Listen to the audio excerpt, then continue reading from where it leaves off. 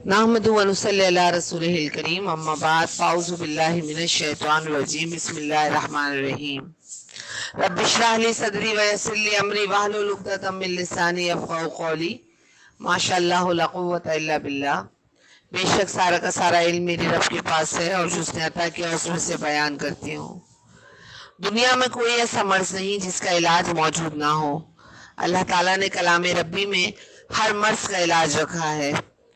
कारी अब्दुल बासित साहब की आवाज़ में सूरह रहमान की तिलावत में कुछ ऐसी फ्रिक्वेंसीज पाई गई हैं कि जिन्हें कैंसर का मरीज भी अगर 7 दिन तक लगातार सुनता है, जिसका कि मुशाहिदा और तजुर्बा किया गया बाकायदा कैंसर हॉस्पिटल्स में, तो वो भी सेहतियाब हो जाते हैं और ज़ख्म हील हो जाता है।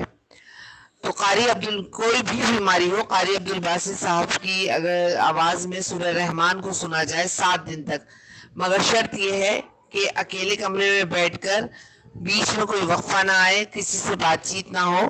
एक पानी का गिलास अपने सामने रखिए और कारी अब्दुल बासित साहब की आवाज़ में सूरह रहमान सुनिए और उसके बाद वो पानी पी लीजिए।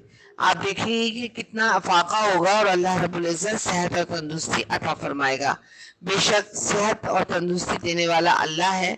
फबी आलाए रब्बिकुमा तुकज़्ज़िबान। बेशक हम उसकी किसी भी नेमत को नहीं झुटला सकते।